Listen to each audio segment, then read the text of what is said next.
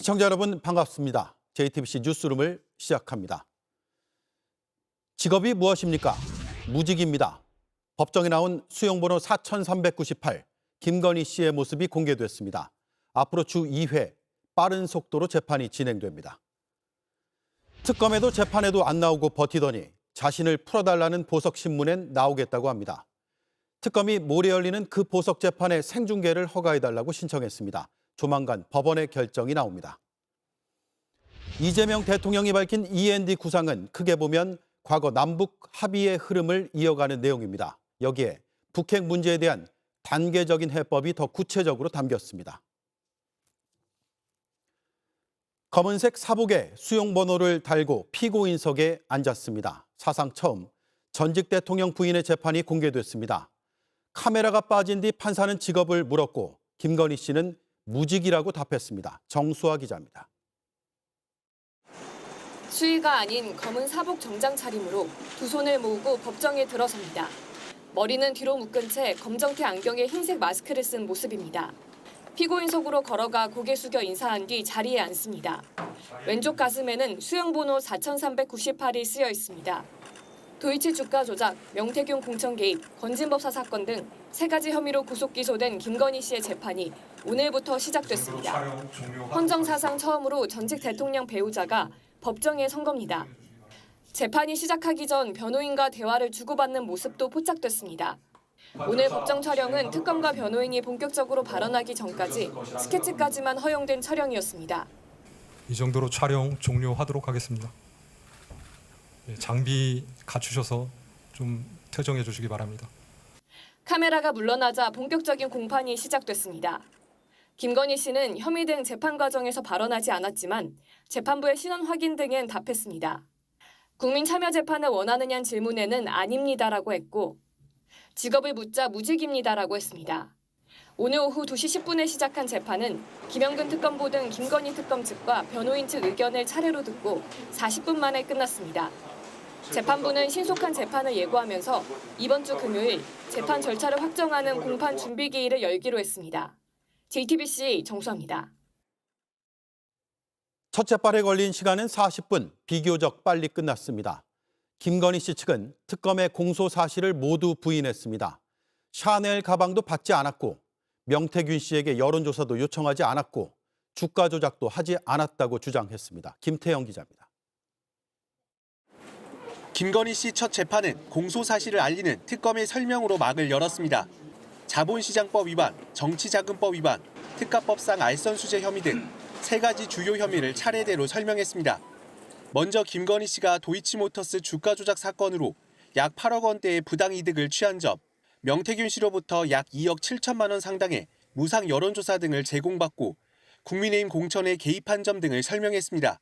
그리고 건진법사를 통해 통일교 현안을 청탁받고 수천만 원대 명품 가방과 목걸이 등 금품을 수수한 혐의도 강조했습니다. 검찰의 발언이 끝나자 김건희 측은 즉각 특검이 침소봉대하고 있다며 반박했습니다. 주가 조작 혐의는 지난해 검찰이 이미 혐의 없다고 결정했고 공천 개입 혐의도 명태균 씨에게 여론조사를 지시할 이유가 전혀 없다고 부인했습니다. 통일교 청탁 의혹에 대해선 샤넬 가방을 전달받은 사실이 전혀 없다고 강조했습니다. 김건희 씨는 40분간 이어진 재판에서 혐의와 관련해 직접 발언하지는 않았습니다. 저희 아직 증거 기록이나 이런 게 열람등사도 다 안 된 상태라서 준비기일도 요청하셨더라고요. 저희가 이제 뭐 쟁점 정리나 뭐 이런 걸 위해서는 좀 필요하다고 생각을 하고 있는. 재판부는 추석 연휴가 끝나면 10월 15일부터 매주 2차례 재판을 열고 바로 증인 신문을 진행하겠다고 밝히면서 재판에 속도를 내겠다는 의지를 보였습니다. JTBC 김태영입니다. 법정에 선 피고인 윤석열에 이어 피고인 김건희의 모습이 오늘 공개됐습니다. 이 사안을 취재 중인 여도현 기자가 나와 있습니다.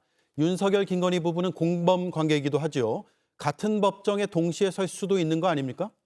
그렇습니다. 두 사람 범죄가 엮여있기 때문에 그 모습 곧 카메라에 담길 거로 보입니다.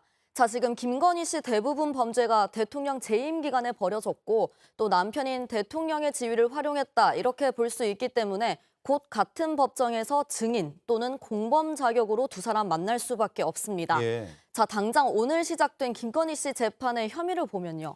명태균 씨 공천 개입과 관련한 정치자금법 위반, 또 건진법사와 관련된 알선 수재 혐의는 대통령 후보 시절 또 임기 중입니다. 청탁을 받고 또 실질적으로 공천권이라던가 통일교 관련 각종 현안에 영향력을 행사할 수 있는 인물은 당선인이고 또 대통령이었던 바로 윤 전 대통령입니다. 사실관계 확인을 위해선 윤 전 대통령 증언이 꼭 필요한 겁니다. 네. 앞으로 추가 기소될 수 있는 김건희 씨의 남은 수사도 윤 전 대통령과 깊이 얽혀 있죠. 그렇습니다. 최근에 구속된 김상민 전 검사, 이우한 화백 그림을 김건희 씨에게 주고 공천받았다. 이렇게 특검은 의심하고 있습니다. 특검은 김건희 씨에 대해 뇌물죄를 여기에 적용했는데 지금 뇌물죄 설명을 보면요. 공무원이 직무와 관련해 뇌물을 받을 때 성립하는 범죄입니다. 그런데 김건희 씨는 영부인이지 공무원이 아니기 때문에 이 혐의 적용하려면 결국 대통령이라는 공직자였던 윤 전 대통령과 공모했다라는 전제가 필요한 겁니다. 예. 즉 특검은 두 사람이 공범 관계라고 보고 있고 그래서 김건희 특검도 윤 전 대통령을 불러서 조사하고 또 재판에 넘길 계획입니다.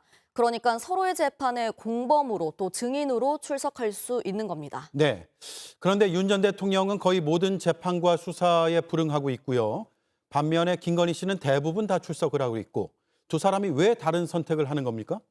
네, 윤 전 대통령이 받고 있는 혐의를 좀 봐야 됩니다. 이건 뇌란 우두머리 혐의 자체가 형량이 사형 아니면 무기징역입니다. 감형해봤자 무기징역이니까 형량을 다투는 것보다 당장 자신의 구속 상태만 다투겠다는 걸로 풀이됩니다. 예. 구속 적부심이나 보석에만 이렇게 적극적인 것도 그런 이유입니다. 또 하나 여기엔 정치적인 계산도 깔려 있는 걸로 보입니다. 지금 유죄가 만약에 결정이 난다고 하면 사면 없이는 단기간에 석방이 힘들 수가 있잖아요. 그래서 개별 혐의에 대해서 다투는 것보다 강한 정치적인 메시지를 통해서 지지 기반을 분명히 하는 게 더 유리하다 이렇게 택했을 수가 있습니다. 그러니까 미래의 정치 지형에 따라 사면을 노리려면 지금 윤 전 대통령은 본인의 정치적인 영향력이 남아 있어야 한다는 겁니다. 그런데 김건희 씨 상황은 좀 다르죠. 김건희 씨는 이 범죄 대부분이 법정 최고형이 지금 정해져 있는 상황입니다. 예. 수사와 재판에 성실히 임하면서 정상 참작을 통해서 형을 줄일 수 있는 점도 고려하고 있는 걸로 보입니다. 예. 여기까지 듣죠. 수고했습니다. 여도현 기자였습니다. 윤석열 전 대통령이 수사와 재판을 다 거부하고 보석 신문만 나오겠다고 하자 특검이 실시간 생중계를 법원에 신청했습니다. 김건희 씨 재판처럼 앞부분만 짧게 보여주는 게 아니라 모든 발언을 그대로 국민들에게 보여주자는 겁니다. 법원이 내일 가부를 결정합니다. 조혜영 기자입니다.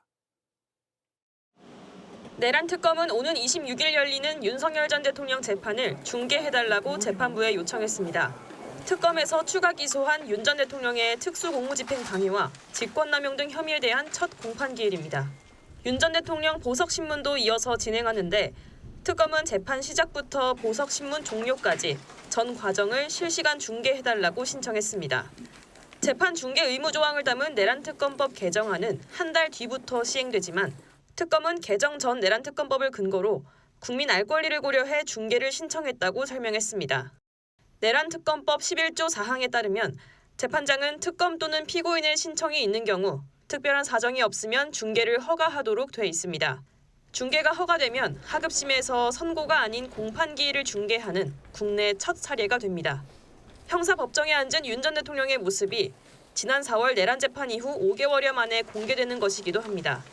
윤 전 대통령은 지난 7월 다시 구속된 뒤 내란 재판에 10차례 연속 불출석하는 등 수사와 재판을 모두 거부해왔습니다.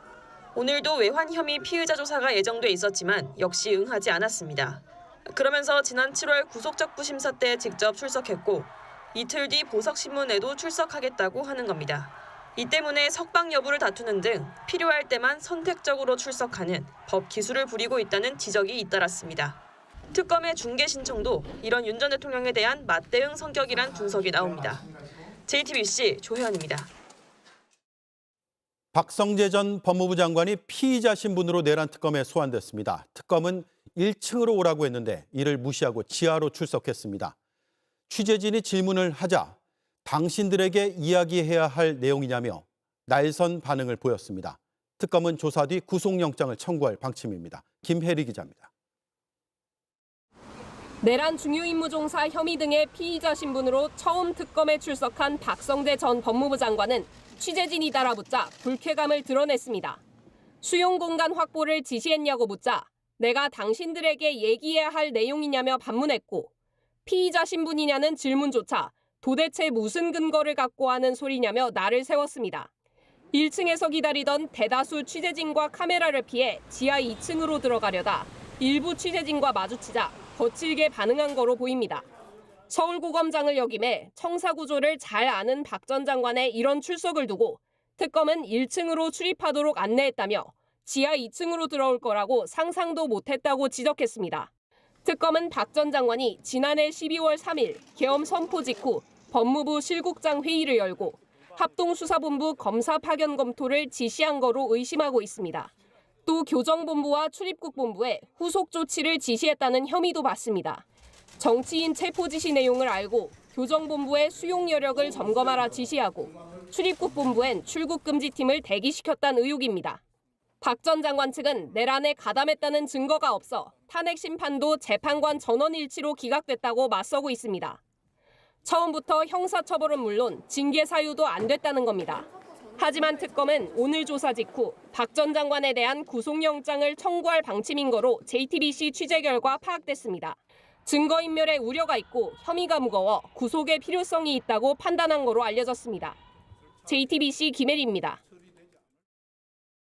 김건희 특검이 한학자 통일교 총재와 권성동 국민의힘 의원을 동시에 소환했습니다. 현장을 연결하겠습니다. 박현주 기자, 한학자 총재 구속 뒤 첫 조사네요. 네, 그렇습니다. 한학자 총재는 오늘 오후 3시 15분 이곳 특검 사무실에 도착해서 조사를 받고 있습니다. 구속된 지 하루 만에 이뤄지는 첫 조사입니다. 구속심사 때와 마찬가지로 휠체어를 타고 조사실에 입실한 것으로 파악됐습니다. 한 총재는 윤석열 정부의 이 통일교 지원을 요청하기 위해서 권성동 국민의힘 의원에게 불법 정치자금 1억 원을 전달하라고 지시한 혐의를 받습니다. 권 의원도 마찬가지로 오후 2시부터 특검 조사를 받았습니다. 권 의원은 앞서 두 차례 조사에서 충실히 소명을 했다면서 어제 예정된 조사에는 나오지 않았는데 특검의 재소환 통보에 오늘 다시 출석을 했습니다. 하지만 권 의원은 이 개인적 사정을 이유로 조사는 1시간 반 만에 끝이 났고 혐의를 대부분 부인한 것으로 알려집니다. 한 총재 최측근이자 그림자 실세로 불렸던 정원주 전 비서실장도 오늘 오후 2시에 특검 조사를 받았습니다. 그렇군요. 특검이 수사기간을 30일 연장하기로 최종 결정했죠. 네, 아직 충분히 규명되지 않아서 연장이 불가피했다는 입장입니다. 특검 수사는 본 수사가 90일간 진행되고 또 몇 차례에 걸쳐서 30일씩 연장을 할 수가 있는데 이번이 첫 연장 결정입니다. 이에 따라서 오는 10월 29일까지 더 수사를 할 수 있게 됐습니다. 특검은 국민의힘 당사 압수수색이 몇 차례 무산이 되면서 통일교의 집단 당원 가입 의혹 수사가 최근에야 본격 시작이 된 데다가 이 삼부토건 주가 조작 그리고 양평 고속도로 특혜 의혹과 관련한 조사도 더 필요하다면서 연장 사유를 밝혔습니다. 네, 그리고 수사 인력을 확대하는 법안이 어제 국무회의를 통과했습니다. 몇 명이나 더 늘게 되는 겁니까? 네, 특검법 개정안에 따르면 특검보 2명과 파견검사 30명, 또 파견공무원 60명을 더 받을 수가 있습니다. 특검은 기존 사무실을 확장을 하고 또 각 수사팀에 부족한 인원은 없는지 수요를 조사를 해서 수사팀 증원 방안을 검토하고 있습니다. 네, 거의 100명 가까이 늘겠네요. 잘 들었습니다. 지금까지 김건희 특검 사무실에서 박현주 기자가 전해드렸습니다. JTBC가 통일교 내부 회계 자료를 입수했습니다. 2022년 대선 직전 한학자 총재의 특별 지시 프로젝트란 명목으로 100억 원대의 자금을 조성한 사실이 확인됐습니다. 특검도 같은 자료를 입수해 사용처를 추적 중입니다. 먼저 이자영 기자의 단독 보도입니다. 20대 대통령 선거를 앞둔 지난 2022년 초 통일교는 100억 원대 자금을 조성합니다. JTBC는 세계본부 지원 현황이란 제목의 통일교 내부 회계 보고서를 입수했습니다. 윤석열 정권에 대한 로비를 총괄한 윤영호 씨가 본부장으로 있던 바로 그 세계본부입니다. 2022년 1월 24일 세계본부 산하 효정글로벌 통일재단에서 통일교 세계본부로 50억 원이 전달됐다고 돼 있습니다. 2021년 TPGC 특별 프로젝트비 1차라는 명목입니다. TP는 참 부모님의 영어 약자로 한학자 총재를 뜻합니다. 이틀 뒤인 1월 26일에도 2차 TPGC 특별 프로젝트라는 명목으로 49억 7,899만 원이 지급됐다고 나와 있습니다. 한 총재의 특별 지시로 출처를 알 수 없는 현금 100억 원이 통일교 세계본부로 입금된 걸로 보이는 기록입니다. 실제로 김건희 특검이 자금 추적을 한 결과 1월 24일 효정글로벌 계좌에서 58억 원이 전달됐고 다음 날인 25일 역시 효정글로벌 계좌에서 49억 7,899만 원이 전달된 사실이 확인됐습니다. 특검은 한학자 총재의 특별 지시로 자금 100억 원이 실제로 조성된 것으로 판단하고 있습니다. 그러면서 이 100억 원이 어디에 어떻게 쓰였는지를 추적하고 있습니다. 통일교 측은 JTBC에 불법한 목적으로 비자금 100억 원을 마련한 적 없다는 입장을 밝혔습니다. JTBC 이자연입니다.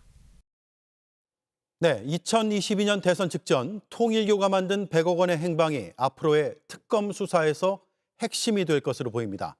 윤영호 씨는 특검에 아프리카 세네갈의 선거를 돕는 데 썼다고 진술했는데 구속되기 전 JTBC에는 다른 해명을 했습니다. 계속해서 정혜성 기자의 단독 보도입니다. 통일교가 2022년 대선을 앞두고 조성한 100억 원을 어디에 썼는지 추적하고 있는 김건희 특검. 통일교 전 세계본부장 윤영호 씨를 불러 캐물었습니다. 윤 씨는 아프리카 세네갈 선거 지원금 등으로 썼다는 취지로 답했습니다. 세네갈에선 2022년 7월 국회의원 선거가 열렸습니다. 그런데 구속 직전 JTBC와 통화에서 한 말과는 전혀 다릅니다. 윤 씨는 취재진에게 북한에 코로나 백신을 보내려고 예산을 책정했다고 주장했습니다. 당시 한학자 총재가 북한에 대한 인도적 지원을 하려고 했지만 결국 무산됐다는 겁니다. 특검은 세네갈 등 해외 정치인의 선거를 돕는 데 썼다는 진술의 신빙성을 의심하고 수사를 이어가고 있습니다.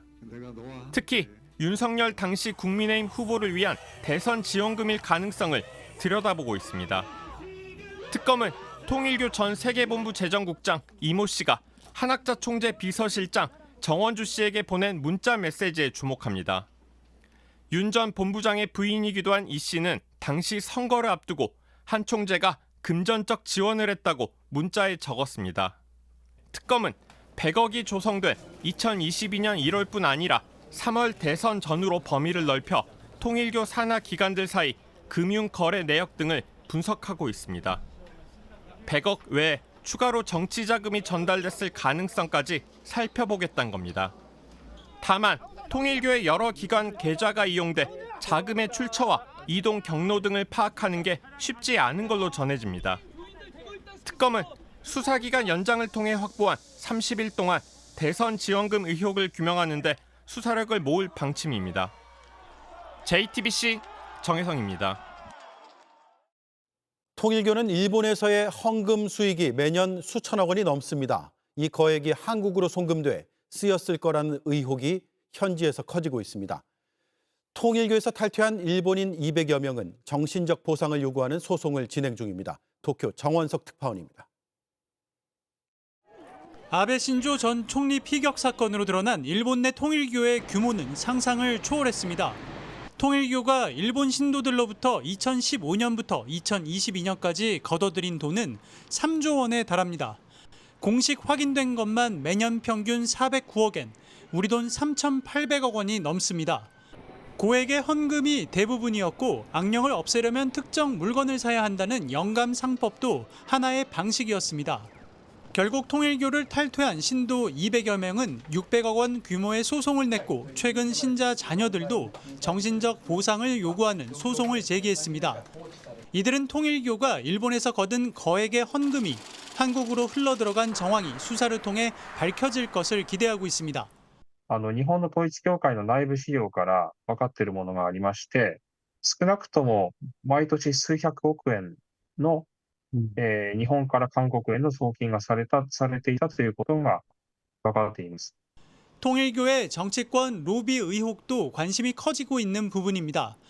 일본에서는 자민당과 통일교 간의 유착이 수사로 연결되지 않고 흐지부지된 바 있습니다. 때문에 한국 측 수사를 통해 통일교의 행태가 밝혀지고 피해 구제까지 이어지길 기대하고 있습니다. 韓国の組織と日本の組織はどのような、そのあたり韓国だけではなくて、日本の組織を含めた実態解明っていうのを徹底的に行っていただきたいと思います。 이와 관련 통일교 일본 교단 측은 한 총재의 구속에 대해 대단히 유감이라며 특검이 무리한 수사를 하고 있다고 비판했습니다. 도쿄에서 JTBC 정원석입니다. 국회 법사위에서 검찰청 폐지 등이 담긴 정부 조직 개편안이 통과됐습니다. 노만석 검찰총장 직무대행은 곧바로 입장문을 내고 헌법에 규정된 검찰을 지우는 건 검찰 개혁의 오점이 될 수 있다며 반발했습니다. 윤정주 기자입니다. 국회 법제사법위원회가 오늘 정부조직 개편안을 통과시켰습니다.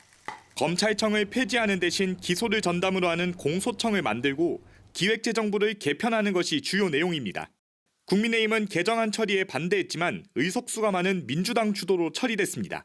검찰청 폐지를 담은 법안이 국회 상임위를 통과하자 노만석 검찰총장 직무대행은 곧바로 입장문을 내놨습니다. 노 직무대행은 검찰이란 용어엔 경찰 수사를 비롯한 법 집행을 두루 살피라는 뜻이 담겨 있다며 공소청이란 명칭은 법질서 확립의 중추적 기능을 약화시킬 우려가 있다고 밝혔습니다. 헌법에 규정된 검찰을 지우는 것은 도리어 성공적인 검찰개혁의 오점이 될 수 있다고도 말했습니다. 앞서도 노 직무대행은 국민들 입장에서 설계됐으면 한다며 민주당이 추진하는 검찰개혁에 부정적인 입장을 보였습니다. 헌법에 명시되어 있는 검찰이 법률에 의해서 지금 개명당할 위기에 놓였습니다. 그 세부적인 방향은 국민들 입장에서 설계가 되었으면 하는 바람입니다. 검찰 수장이 민주당 주도의 검찰청 폐지에 반발하고 나서면서 앞으로 큰 파장이 예상됩니다. JTBC 윤정주입니다. 외교부가 기준까지 바꿔가며 심우정 전 검찰총장의 딸을 특혜 채용했다는 의혹과 관련해 공수처가 강제 수사에 돌입했습니다. 심 전 총장의 자택은 물론이고 외교부 청사와 국립외교원을 동시에 압수수색했습니다. 김지윤 기자입니다. 지난해 1월 올라온 국립외교원 기간제 연구원 채용 공고입니다. 자격 요건에는 석사학위 소지자 또는 학사학위 소지 후 2년 이상 관련 분야 근무자라고 적혀 있습니다. 최종 합격자는 심우정 전 검찰총장의 딸이었는데 당시 학위 소지가 없고 학위 예정자 신분이었다는 사실이 드러나며 특혜 채용 의혹이 불거졌습니다. 심 씨는 올해 2월엔 외교부 무기직 연구원에도 합격했는데 이 채용에도 특혜 의혹이 일었습니다. 외교부가 당초 경제 분야 석사 학위 소지자를 대상으로 공지했다가 최종 면접자 1명을 불합격시킨 뒤 국제 정치 분야 석사 학위 소지자로 응시 자격을 변경했고 이후 심 씨가 합격했다는 겁니다. 지난 6월 민주당은 심 총장과 조태열 외교부 장관, 국립외교원장을 맡았던 박철희 주일 대사 등을 공수처에 고발했습니다. 국립외교원의 취업 과정과 채용 과정 그리고 외교부 채용 과정에서 누구나가 다 의혹과 의심을 가질 만한 여러 가지 특혜 정황이 발견되었습니다. 공수처는 오늘 심 전 총장의 자택인 서울 서초동 아크로비스타와 국립외교원, 종로구 외교부 청사를 동시에 압수수색했습니다. 심 전 총장의 부당한 영향력이 있었는지 외교부 응시 자격 변경에 위법성이 있었는지 수사할 방침입니다. JTBC 김지윤입니다. 대선 개입 의혹을 받고 있는 조희대 대법원장 청문회를 둘러싸고 여야가 공방을 벌이는 가운데 민주당은 강도 높은 압박을 이어가고 있습니다. 대법원장이 뭐라고? 당에선 이런 말까지 나왔는데 다음 주 청문회뿐 아니라 국정감사에도 부르겠다는 입장입니다. 박사라 기자입니다. 우원식 국회의장과 천대엽 법원 행정처장이 만났습니다. 조희대 대법원장에 대한 청문회를 앞두고 법원 측 요청으로 이뤄진 자리입니다.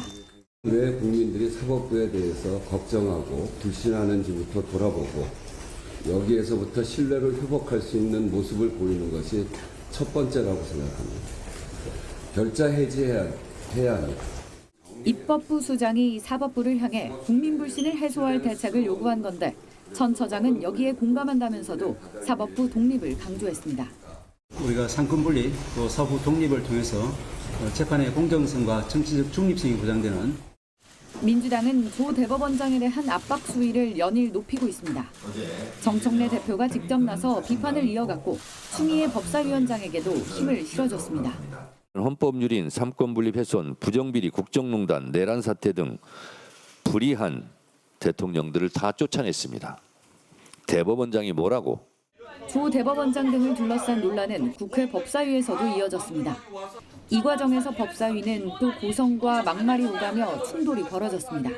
이 법사위가 추미애 위원장 오시고 나서 더 개판이 됐어요. 이 법사위원장이 민주당 정치인들의 정치 비즈니스장입니까? 가서 조사나 받으세요.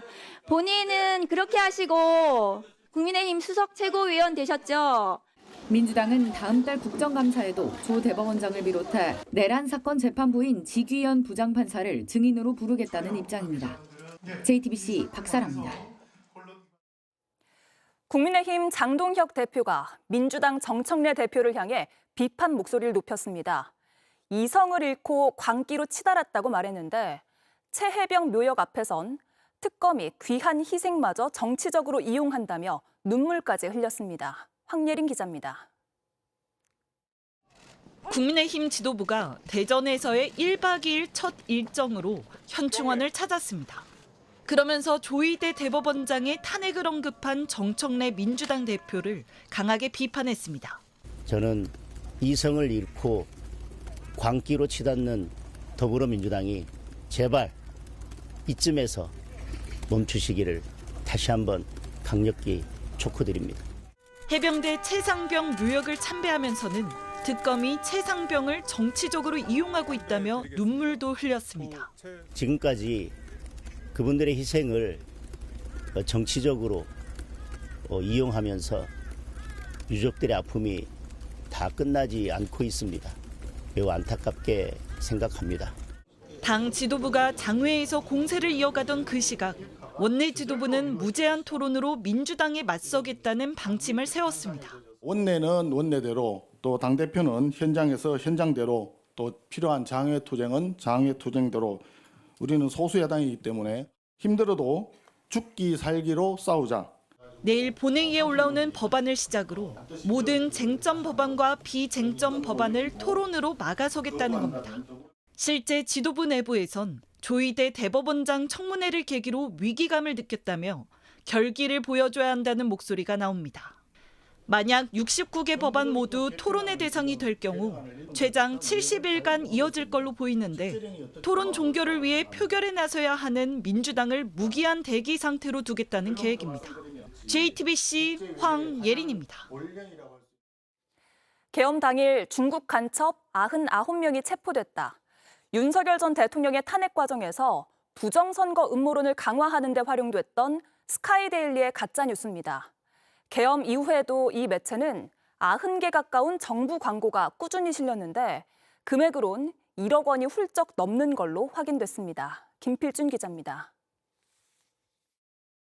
대통령이 불법 체포당했다. 지난 1월 16일 스카이데일리는 윤 전 대통령이 공수처에 체포된 게 불법이라고 보도했습니다. 그런데 바로 아래 고마워요 인천시라는 글귀가 눈에 띕니다. 인천시가 비용을 내고 실은 광고입니다. 다음 날 스카이데일리는 중국 간첩단 99명이 주한미군에 체포됐다는 가짜뉴스를 일면에 내보냈습니다. 이날도 한국환경공단 등 정부 집행 광고가 실렸습니다. 내란에 동조했다는 논란으로 은행 등 민간 기업이 광고를 철회하자 스카이데일리 측이 백지 광고로 시위를 이어갈 때도 정부 광고는 실렸습니다. 국회 문화체육관광위에 따르면 계엄 이후 올해 8월까지 스카이데일리에 집행된 정부 광고는 총 89개로 1억 6,100만 원에 달합니다. 특히 중국 간첩단 보도 이후에만 1억 2천만 원가량의 67개의 광고가 집행됐습니다. 이런 가운데 광주 서구청은 5.18 모욕 논란이 인 스카이데일리에 올해 1월 광고를 집행했다가 JTBC 보도로 논란이 되자 재발 방지를 약속한 바 있습니다.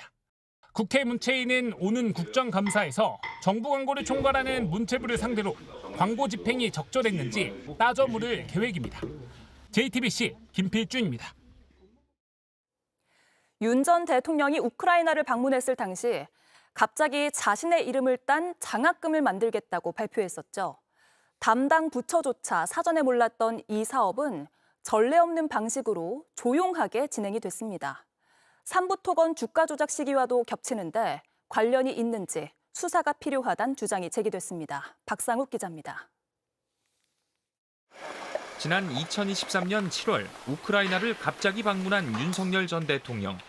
자신의 이름을 딴 장학금을 만들겠다고 했습니다.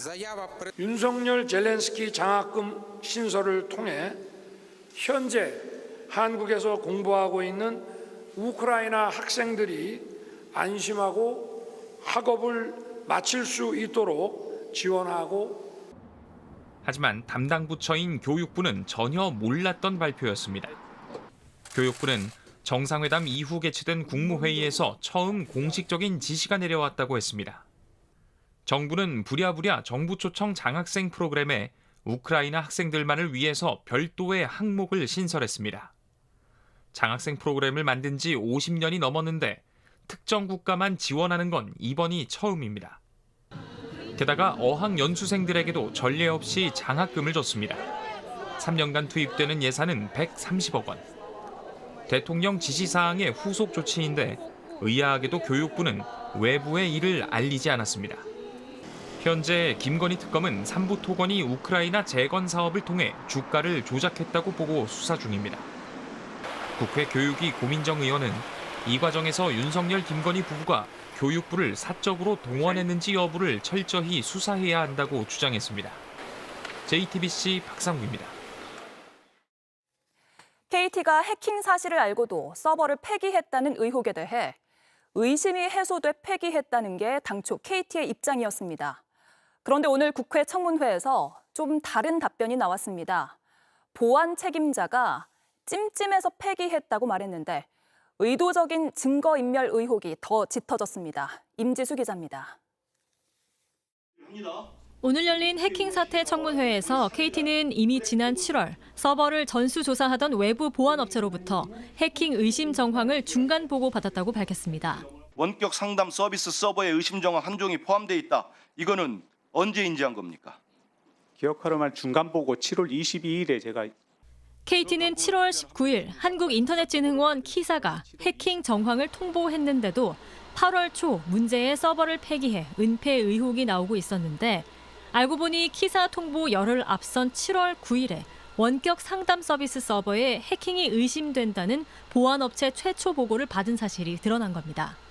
KT는 더 조사를 해보니 문제가 없는 걸로 보여 서버를 없앴다는 입장인데 KT 임원의 발언이 논란이 됐습니다. 왜 이렇게 급하게 폐기하신 거예요? 이제 임시 정황이 계속 남아 있다 보니까 보안 책임 임원으로서 되게 좀 찜찜했습니다. 분명 문제가 없다 보고 키사에 이상이 없다 답변해놓고는 찜찜하다는 이유로 서버를 없앴다는 앞뒤가 맞지 않는 말을 한 겁니다. 심지어 이때 문제가 없다고 판단된 서버는 지난 15일 나온 최종 보고서에서 침해 의심 정황에 포함된 것으로 파악됩니다. 의심 정황이 있으면 더 보존해야 되는데 은폐하려고 그 찜찜해서 은폐하려고 먼저 폐기했다는 게 되잖아요. 답 좀 제대로 좀 하세요. KT가 다른 통신사들과 달리 초소형 기지국 펨토셀을 엉망으로 관리해온 사실도 드러났습니다. 펨토셀 위치가 옮겨지거나 3개월 미사용 시 자동 차단하는 시스템이 KT에만 없었던 겁니다. 회수의 관리가 부실했어요. 회수 안 되니까 이게 불법으로 활용할 수 있는 것 아닙니까? 경찰은 KT 무단 소액 결제 사건 관련 구속된 중국 동포 피의자 2명을 검찰에 넘길 계획이라고 밝혔습니다. JTBC 임지수입니다. 지금부터는 오늘 새벽 이재명 대통령이 제시한 END 구상을 자세히 짚어보겠습니다. 먼저 유엔 총회 현장에서 취재 중인 유선희 기자를 연결하겠습니다. END 구상은 오늘 처음 나온 내용이죠? 네, 이재명 대통령은 한국 시간으로 오늘 새벽 2시쯤 약 20분 동안 지금 제 뒤로 보이는 뉴욕 유엔 본부에서 유엔 총회 기조 연설을 통해서 END 구상을 밝혔습니다. 직접 들어보겠습니다. 교류, 관계 정상화, 비핵화, 즉 END를 중심으로 한 포괄적인 대화로 한반도에서의 적대와 대결의 시대를 종식하고 평화 공존과 공동 성장의 새 시대를 열어가야 합니다. 네, 비핵화는 그대로 추진한다. 다만 우선 대화부터 해보겠다. 이런 내용입니까? 맞습니다. 비핵화는 이제 엄중한 과제지만 이게 단기간에 해결하기는 어렵기 때문에 이제는 합리적인 방안을 모색해야 될 시점이 됐다. 그러니까 이른바 빅딜이라든가 원샷 이렇게 한 번에 비핵화를 이끌어내는 게 당장은 어렵다는 현실을 인정을 하고 대화와 교류부터 시작을 해서 이제 최종적으로 비핵화를 달성하겠다 이렇게 선언을 한 겁니다. 그렇군요. 북한의 직접적인 평화 메시지를 낸 거네요. 북한 대표단도 현장에 있었습니까? 네, 이재명 대통령이 연설을 하는 동안 북한 측 좌석에는 한두 명이 끝까지 앉아 있었다라는 게 대통령실의 설명입니다. 북한의 주 유엔 대표부 소속 인사들이거나 혹은 북한이 새롭게 파견한 고위급 대표단 인사일 것으로 일단은 추정이 되는데 아직까지 정확한 신상까지는 파악이 되지 않았습니다. 최근 중국 전승절 행사에 북한과 함께 모습을 드러냈었죠. 이제 중국 또 러시아 쪽의 유엔 대표부 인사들의 모습도 눈에 많이 띄었는데요. 그 이재명 대통령이 연설을 시작할 때 추가로 인력을 투입해서 같이 듣거나 또 한반도 관련 발언이 나올 때는 뭔가를 적는 모습이 포착이 되면서 관심을 드러냈습니다. 예. 이 대통령이 내일 새벽에는 유엔 안보리 공개 토의를 주재합니다. 주제는 공개가 됐습니까? 네, 토의 주제는 이번 회차의 의장국인 우리가 선택을 할 수가 있는데요. 이재명 대통령은 인공지능과 국제평화, 안보를 선택을 했습니다. 우리나라 대통령으로서는 처음으로 의장으로서 안보리 토의를 주재를 하게 되는데 그 안보리 이사국 15개국을 포함해서 약 80개국 정도가 참석을 할 것으로 보입니다.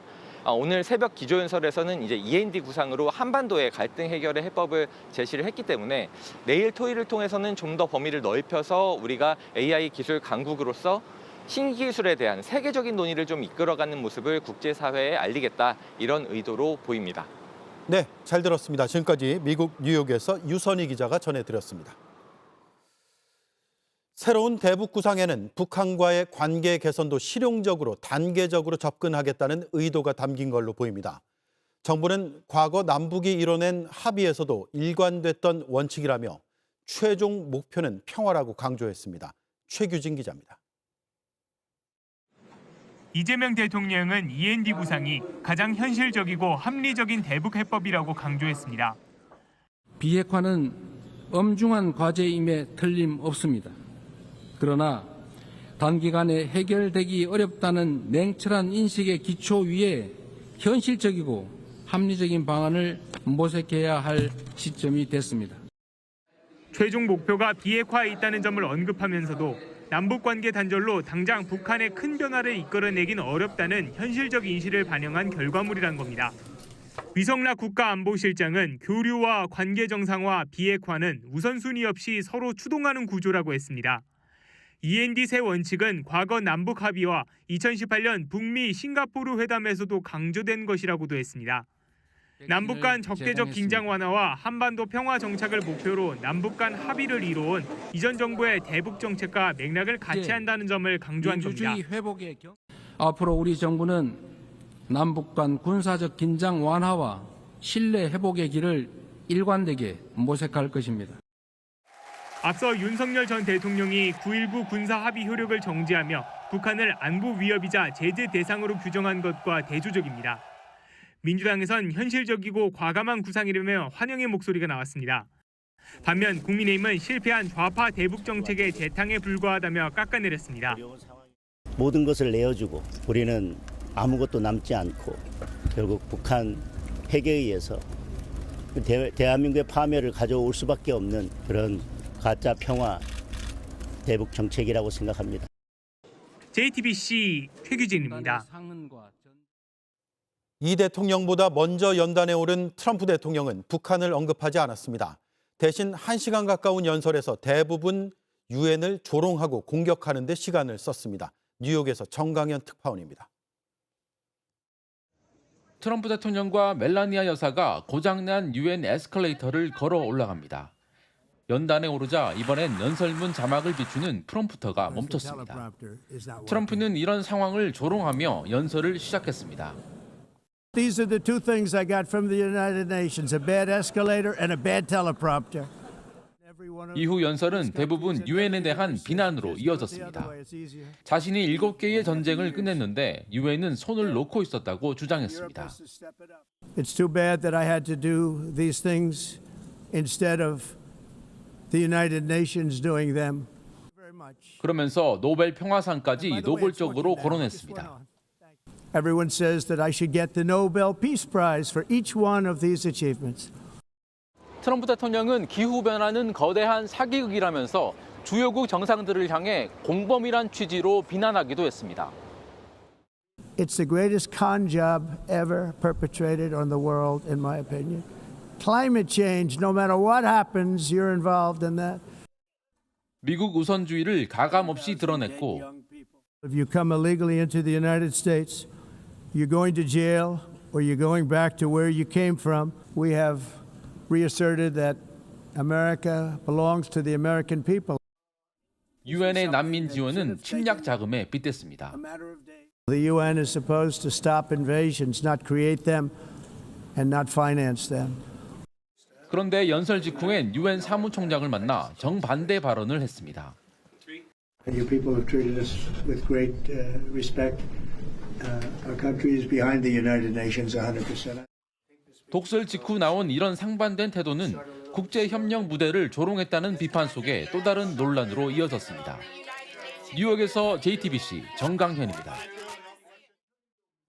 미중 정상 참석에 북미 대화 가능성까지 판이 커진 경주 에이펙을 미리 살펴보겠습니다. 오늘은 경주 현지의 준비 상황입니다. 약 한 달 앞둔 지금 막바지 공사와 점검이 한창입니다. 올해 초 확정된 정상 만찬장이 최근 바뀐 배경도 궁금합니다. 경주 현장을 조보경 기자가 취재했습니다. 경주역 입구부터 에이펙 개최 도시 경주 방문을 환영한다는 조형물과 현수막이 눈에 띕니다. 미중 정상이 모두 참석할 것으로 예상되면서 경주엔 세계의 이목이 쏠릴 것이란 기대감이 고조되고 있습니다. 요즘엔 다양하게 중국인, 일본인 어디서 많이 와가지고 에이펙 하는 시기 때문에 더 많아진 것 같아가지고. 정상회의장과 미디어센터 등 주요 시설 공정률은 이미 95%를 넘겼습니다. 국립경주박물관 안뜰에 들어선 이 만찬장 건물 역시 공사가 거의 끝났습니다. 하지만 정부는 정상회의를 약 한 달 앞둔 시점에서 공식 만찬장을 이곳에서 약 7km가량 떨어진 5성급 호텔로 바꾼다고 발표했습니다. 호텔 연회장 수용 인원이 약 600명으로 기존 만찬장보다 2배가량 많다는 점이 주요 이유였습니다. 여기에 정상 전용 화장실 설치와 경호상 우려 문제도 장소 변경에 영향을 미친 걸로 파악됐습니다. 사정을 잘 아는 정부 관계자는 박물관 부지에 땅을 2m 이상 깊게 팔 수 없는 이유 등으로 화장실 등 필수 시설 설치가 어려웠던 걸로 안다고 말했습니다. 박물관 부지에 만찬장을 짓는 계획이 확정된 건 비상계엄 직후인 지난 1월, 공사는 넉 달이 더 지난 5월에야 시작됐습니다. 대행의 대행체제라는 초유의 상황 속에서 예상 가능했던 문제에 충분히 대응하지 못한 것 아니냐는 지적도 나옵니다. 조금 아쉬운 것도 있죠. 아무래도 문화유산을 좀 더 많이 보여주면 좋겠지만 경주의 특색을 살릴 수 있으면 그게 아마 조금 더 좋지 않을까. 국회 외교통일위원회 이재정 의원실에 따르면 기존 만찬장을 짓는 데만 이미 72억 원이 쓰였고 새 만찬장인 호텔을 정비하는데 추가로 23억 원이 들어갑니다. 준공도 전에 용도를 잃게 된 건물은 에이펙 경제인 행사에 쓰인 뒤 철거될 가능성이 높습니다. 정부가 약속한 문화와 품격의 에이펙을 위해 이제 남은 시간은 한 달입니다. 대한민국이 한 단계 도약할 기회라는 말이 무색하지 않게 점검에 점검이 필요해 보입니다. 경주에서 JTBC 조보경입니다. 올해 발생한 가장 강력한 태풍이 대만과 중국 남부를 핥혔습니다. 대만에선 다리가 끊기고 마을 전체가 물에 잠기면서 현재 10명 가까이 숨지거나 다쳤습니다. 베이징에서 이도성 특파원이 전합니다. 새까만 강물이 위로 치솟더니 다리가 산산이 조각납니다. 그제야 교통 통제 중이던 안전요원도 황급히 대피합니다. 700mm가 넘는 폭우를 동반한 18호 태풍 라가사가 대만 동부를 강타했습니다. 호수가 범람해 6천만 톤에 달하는 물이 쏟아지면서 순식간에 한 마을 전체를 집어삼켰습니다.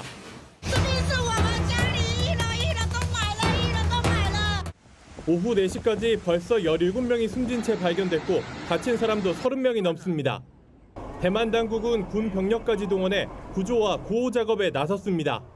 这里没有想到那么严重啊，这个你要跑也来不及啊，跑来不及。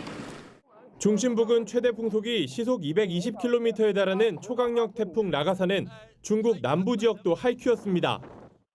居家千万不要出来，我旁边的这个建筑工地，这个防护的围墙已经在我们的眼前倒下了。 당국은 태풍 경보를 최고 수준으로 올리고 주민을 200만 명 가까이 대피시켰습니다.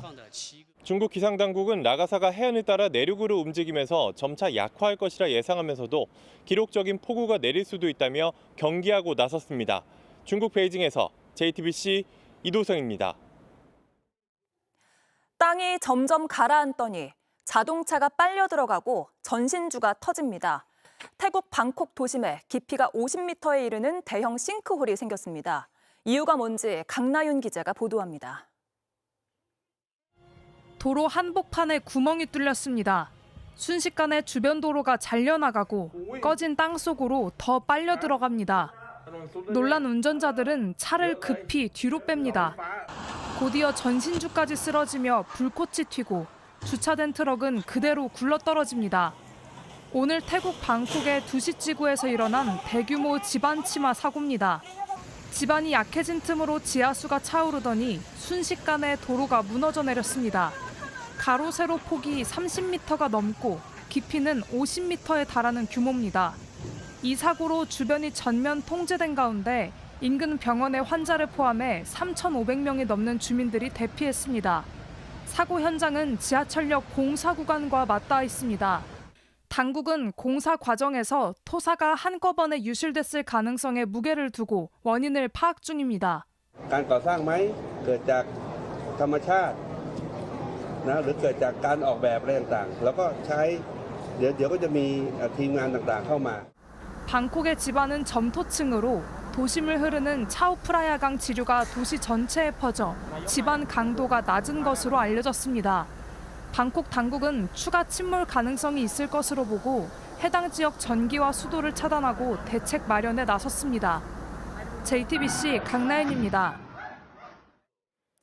지난해 서울 연희동에서 발생한 땅꺼짐 사고로 운전을 하던 남편이 다치고 옆자리에 타고 있던 아내가 숨졌습니다. 그런데 황당한 사고로 아내를 잃은 운전자가 처벌을 받을 뻔했던 걸로 드러났습니다. 양빈현 기자입니다. 갑자기 도로 한가운데 큰 구멍이 뚫립니다. 도로를 달리던 흰색 차량은 한순간에 땅 밑으로 사라집니다. 옆 차도를 달리던 차는 급히 방향을 틉니다. 지난해 8월 서울 연희동의 한 도로에서 발생한 땅꺼짐 사고 모습입니다. 이 사고로 80대 남성 운전자가 중상을 입었고 함께 타고 있던 70대 여성은 목숨을 잃었습니다. 둘은 부부 사이였습니다. 그런데 경찰이 중상을 입은 운전자를 피의자로 입건했다는 사실이 확인됐습니다. 피해 운전자는 지난해 교통사고 처리 특례법상 치사 혐의로 입건된 후 검찰에 넘겨졌습니다. 서울 서대문경찰서는 운전자가 전방을 제대로 살피지 않아 동승자를 숨지게 한 과실이 있다고 판단했다고 설명했습니다. 갑자기 나타난 싱크홀에 부상을 입은 피해 운전자가 오히려 피의자로 처벌받게 된 겁니다. 하지만 사건을 넘겨받은 검찰이 올해 초 기소 유예 처분을 내려 처벌을 피할 수 있었습니다. 서울 서부지검은 과실은 인정되지만 사고 발생 경위와 피해자와의 관계 등을 고려해 기소 유예 처분을 내렸다고 설명했습니다. JTBC 양빈현입니다. 임신부가 타이레놀을 먹으면 자폐아를 낳을 위험이 커진다는 트럼프 대통령의 주장에 대해 세계보건기구 WHO가 근거가 없다고 반박했습니다. WHO는 트럼프 정부가 든 증거에 일관성이 없으며 임신 중 타이레놀을 복용하는 게 아이 자폐증과 연관이 있는지 후속 연구를 통해 더 확인되지 않았다며 이렇게 밝혔습니다. 유럽의약품청 역시 임신 상태에서 타이레놀에 든 아세트아미노펜을 쓰는 것과 자폐증 사이의 연관성은 발견되지 않았다고 지적했습니다. 새내기 소방대원 5명 중 1명은 실전 화재 교육을 받지 못하고 현장에 배치된다고 합니다. 순직 사고가 잇따르다 보니 실제 화재 상황과 비슷한 훈련장이 마련됐는데요. 정진명 기자가 가봤습니다. 대형 건물이 시커먼 연기와 함께 불길에 휩싸였습니다. 지난해 1월 경북 문경에서 발생한 육가공 공장 화재입니다. 갇힌 사람이 있는지 찾으러 들어간 소방대원 2명이 순직했습니다. 전북 김제에서는 임용 10달 된 새내기 소방관이 불을 끄다가 목숨을 잃기도 했습니다. 잇따른 소방대원들의 순직에 실전형 훈련 필요성이 제기됐습니다.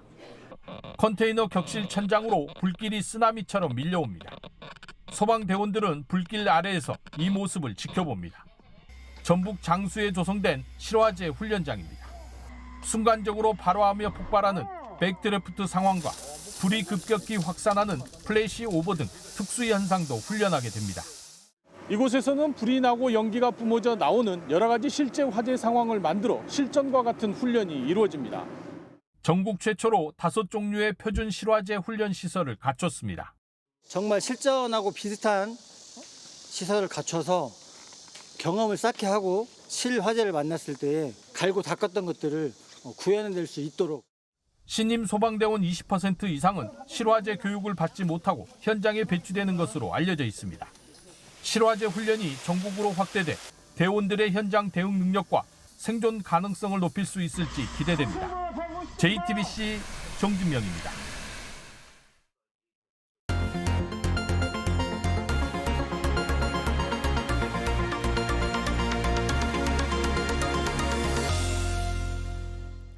오늘 밀착 카메라는 한평생 착취를 당해온 생명에 관한 이야기입니다. 비닐하우스에 방치됐던 개 50여 마리가 구출됐는데 번식용으로 사용하다 새끼를 낳지 못하게 되면 애견 미용 실습 도구로 쓰였던 흔적이 몸에 남아 있었습니다. 이상엽 기자가 오랜 추적 끝에 개 주인을 만났습니다. 31번, 32번. 이름 옆에 숫자가 적힌 오키와 도키는 친구입니다.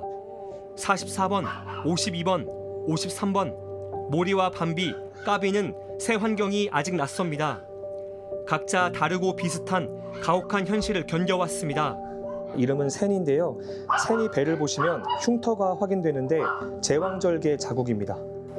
수의사가 아닌 사람이 했을 것으로 추정되는 그런 수술 흔적들이 한 번이 아니었을 것 같거든요. 모두 55마리. 지난 11일 세종시 한 불법 사육장에서 구조됐습니다.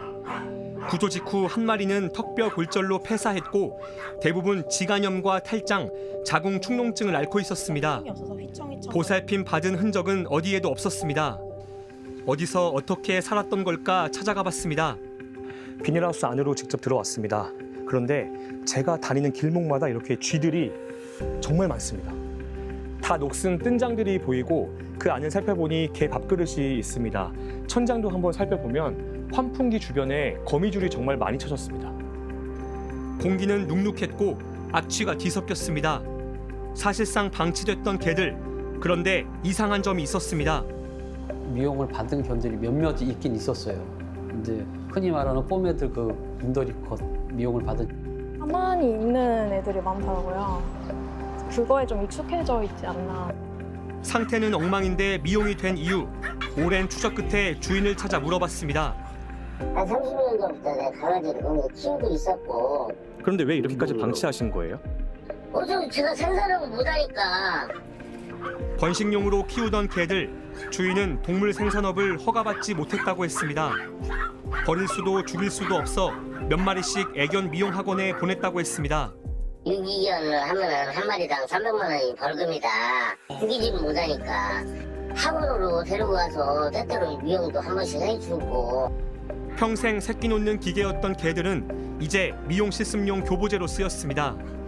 한 번도 이쁨 받지 못했지만 다른 개를 이쁘게 하기 위한 물건이 됐습니다. 턱 관절이 골절된 개를 혹시 기억하세요? 아예 못 먹으면 알락살을 시키려고 했는데 어떻게 먹더라고요, 먹기는. 동물보호단체가 개들을 구조한 뒤 주인은 소유권을 포기했습니다. 더 일찍 그렇게 하고 싶었지만 방법이 없었다고 항변했습니다. 더 빨리 포기할 수 있었던 거 아니에요? 10년 전에 포기를 했다고 했다니까요. 뻔히 시에서도 불법으로 뭐 200마리가 갖고 있다는 걸 알고 있고.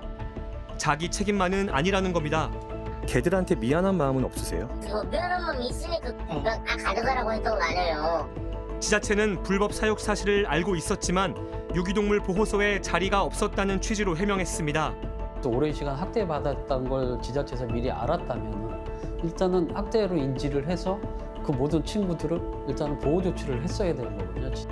이 개들은 한 번도 생명체로 대접받은 적이 없습니다. 이 뜬장에서 개들이 벗어날 길은 단 두 가지였습니다. 사람에 의해 죽거나 사람을 위한 도구가 되거나 동물은 우리가 마음대로 쓰는 물건이 아니라 함께 살아가야 할 생명입니다. 밀착 카메라 이상혁입니다.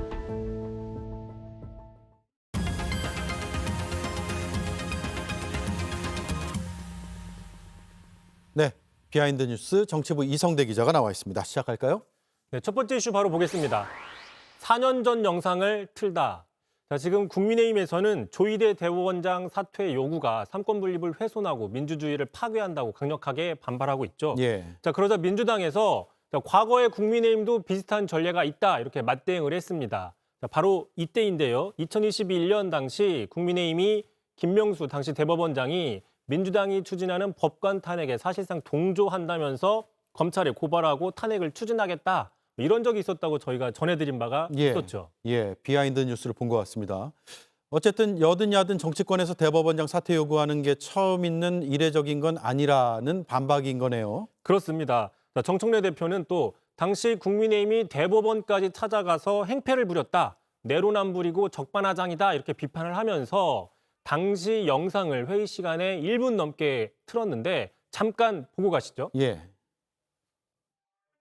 저것이 국민의힘의 민낯입니다. 이 아수라장에서 국민의힘 의원들이 보인 추태가 아름다운지 국민의힘 초선 의원들은 가만히 있지 말고 오선 나경원, 김기현 의원에게 물어보기 바랍니다. 예, 한마디로 내로남불 아니냐 이런 주장인데 국민의힘은 어떻게 답을 했을까요?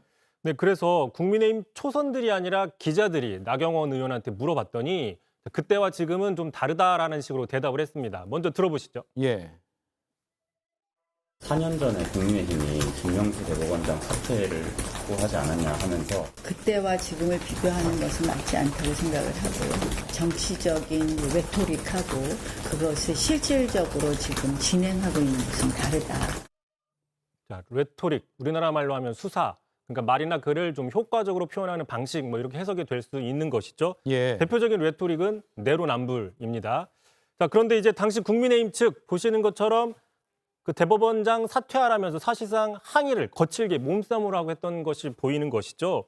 자, 실제 행동으로 나타났기 때문에 단지 정치적인 레토릭이다라고 주장하는 나경원 의원의 말이야말로 또 다른 레토릭이 아니냐 또 이런 반문도 나오고 있습니다. 그때는 맞고 지금은 틀리다. 뭐 그런 이야기인 것 같은데 시청자들이 판단하시겠죠. 다음 이슈는요? 자, 두 번째 이슈 보겠습니다. 합참의장의 자격. 자, 오늘 국방위에서는 진영승 합참의장 후보자 인사청문회가 열렸습니다. 자, 그런데 이재명 정부의 첫 군장성 인사임에도 오히려 여당에서 더 매섭게 몰아붙이는 장면이 나와서 눈길을 끌었는데 일단 그 장면 보고 가시죠. 예.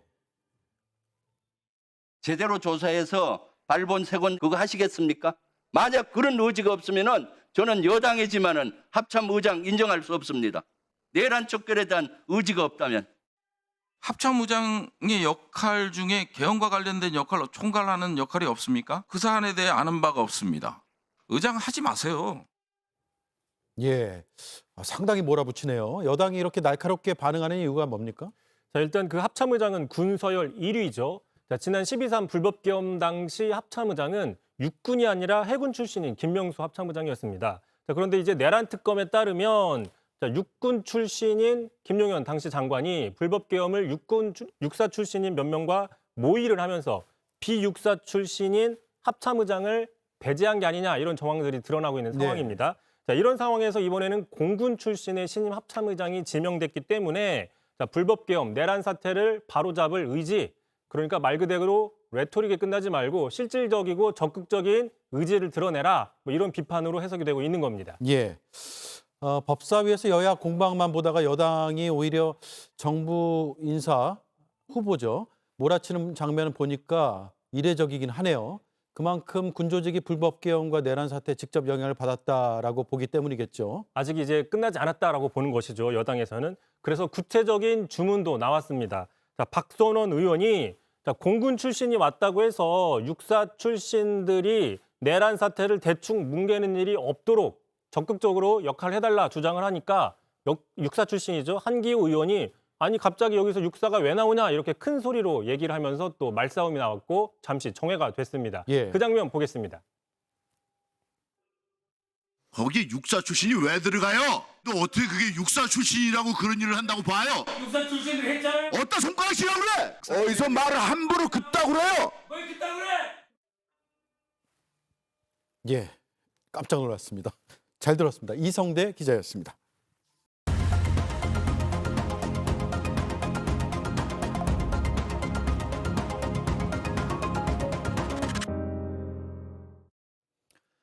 그날 밤 그는 한강다리를 건너라고 했습니다. 공수부대는 행주대교를 지나 서울 중심부로 진격했고 육군본부와 국방부를 장악했습니다. 당시 제1공수여단장이었던 박희도 씨, 12.12 군사반란의 핵심 인물로 꼽힙니다. 쿠데타 뒤 특전사령관과 육군참모총장으로 승승장구했고 보국 훈장을 받았습니다. 그리고 먼 훗날 그 서운은 취소됐습니다. 서강대교를 넘지 마라. 그날 밤 그는 한강다리를 건너지 말라고 했습니다. 정당하지 않은 임무라 여기고 국회로 향하는 부대를 멈춰 세웠습니다. 조성현 전 수방사 1경비단장, 불법계엄을 막아선 주역 중 한 명입니다. 정부가 조대령을 비롯한 지휘관들에게 보국 훈장을 수여합니다. 오래전 그날 밤 그가 한강다리를 건너라 하지 않았다면, 지난 겨울밤 그가 한강다리를 건너라 했다면 혹시나 대한민국의 역사는 달라졌을까? 그러지 않았기에 같은 이름의 훈장이지만 한쪽은 껍데기에 불과하고 다른 한쪽은 명예롭게 빛나는 것이겠죠. 앵커 한마디였습니다.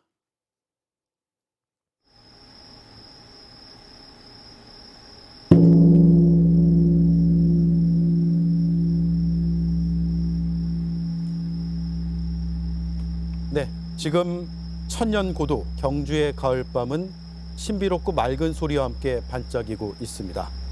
에밀레종으로 잘 알려진 성덕대왕 신종이 22년 만에 시민들 앞에서 울려 퍼지는 중입니다. 통일신라 때 만들었습니다. 무려 1254년 된 종입니다.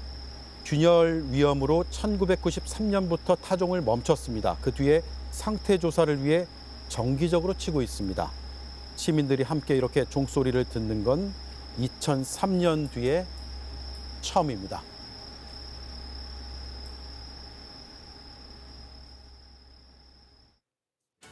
네, 뉴스룸 마치겠습니다. 내일 뵙겠습니다. 고맙습니다.